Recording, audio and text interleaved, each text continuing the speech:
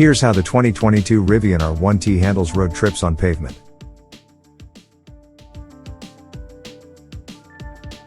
But before we start, please support us by pressing the like and subscribe buttons, so that we can continue to provide information about car and motorcycle news. Also turn on the bell button to get the latest updates. Your support means a lot to us. Thank you.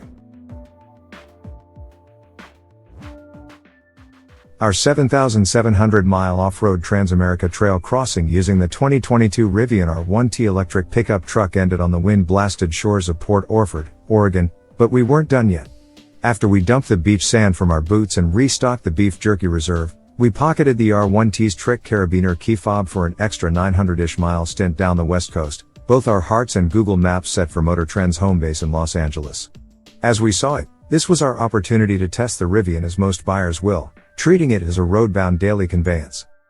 On the morning of our departure, we weren't sure if the paved path ahead was prize or punishment. Well, punishment is a strong word, but it sure sat strange on our minds to keep the R1T's all-terrain tires squarely on tarmac. Our Transamerica Trail crossing saw us on concrete a few times throughout the route, but these were almost always brief, sporadic, and necessary excursions designed to avoid a road outage or natural disaster. We didn't pay them much mind other than to note the Rivian's impeccable on-road manners. Easygoing and easygoing. Now we had roughly 14 hours worth of smooth roads to silently rush across on our way home. Our first morning began just as it did every dawn on the TAT, unplugging the truck from its overnight charge and discussing just when and where it would get its next gulp of the zappy stuff. Also discussed were some must-see points of interest, a list we narrowed down to a morning shot of the R1T in front of the Golden Gate Bridge and a quiet cruise through one of 3 drive-through redwood trees located on the side of the 101 highway. First, we had to escape Oregon. Not that any of us wanted out of the outrageously picturesque Beaver State in a hurry, it's just a week on America's, mostly, unpaved back road had us weary. Not too weary, mind you, as we enumerated in our prior coverage. The R1T's trick pseudo-hydraulic suspension imparts a ride quality and body composure on par with some German luxury crossovers. The leather seats were excellent, too. Our rears and backs remained full of feel and cramp-free even after crashing over some of the roughest stuff Utah, Idaho, and Oregon had on offer. A ride like nothing else. This preternatural smoothness held strong down the 101. Other trucks aren't the best baseline of comparison, as there's essentially nothing with a bed that floats over a road with the Rivian slickness. The glassy portions of the 101 that wind through southern Oregon and northern California were hardly a proving ground for ride isolation, but it gave us a chance to really hunt for noise and harshness. There wasn't much. The electric powertrain was, of course, close to dead silent aside from gentle whines and whirs from deep under the floor. Well, and Rivian's gentle, built-in driving tone, a feature of almost all electric vehicles to deliver some sort of bespoke sound to an otherwise unnervingly quiet experience. Despite 7,686 hard miles on the TAT, the R1T conveyed nary a creak, clunk, nor groan from its complex suspension. Other than the thick coat of muck and grime on the exterior and a powdering of fine dust on the inside, it drove as though it still had 100 miles on the odometer. The R1T handled like it, too. Portions of Oregon and NorCal 101 are twistier than you might expect from a major interstate, and the Rivian pickup bobbed and wove through the incredible wooded hills and coastal outcrops with a confidence that belied its squishy all-terrain tires. Although we were mostly free of range anxiety thanks to California's comprehensive network of EV hookups, some of these stations were level 2 chargers, necessitating a longer wait than we liked. With this in mind, we kept the electric truck out of its addicting sport mode and stuck to either all-purpose or conserve, individually toggling suspension stiffness as pavement quality dictated. Crank it up to 11. While the driver carved a path through the forest, the passenger relaxed and or futzed with interior accoutrements.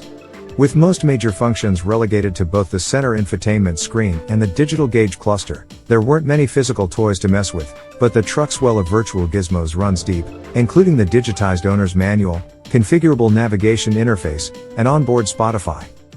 We made great use of the latter. Unlike most other cars with built-in music services, Rivian doesn't restrict you to a selection of playlists or new albums, instead allowing users to manually search as they would on their phone or laptop to queue up individual songs or artists.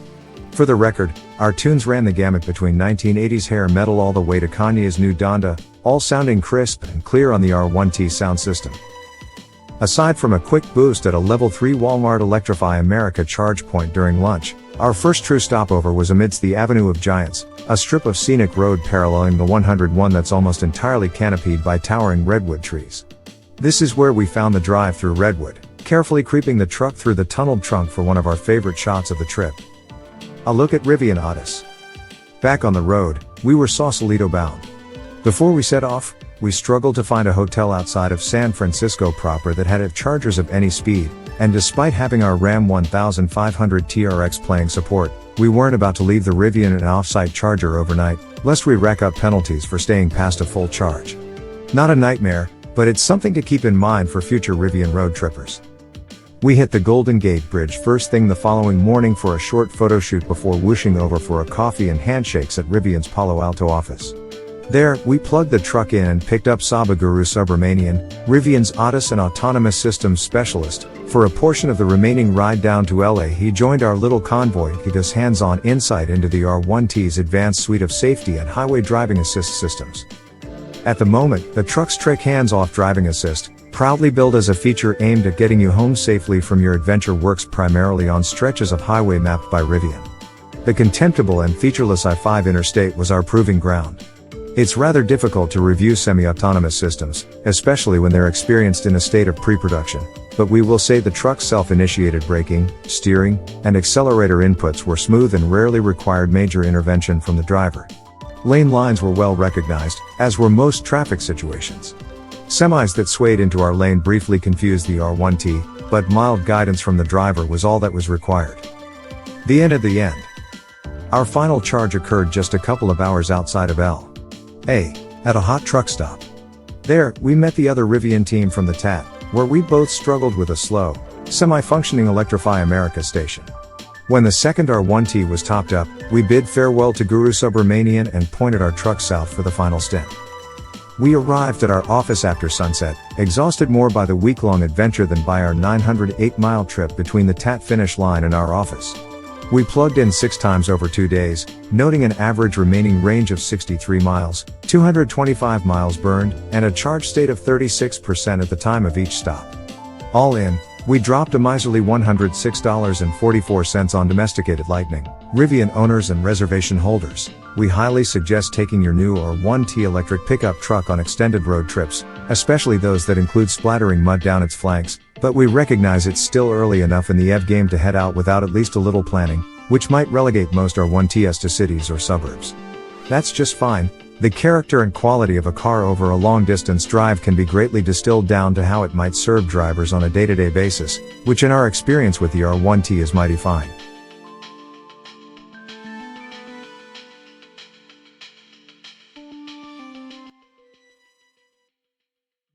Thanks for watching.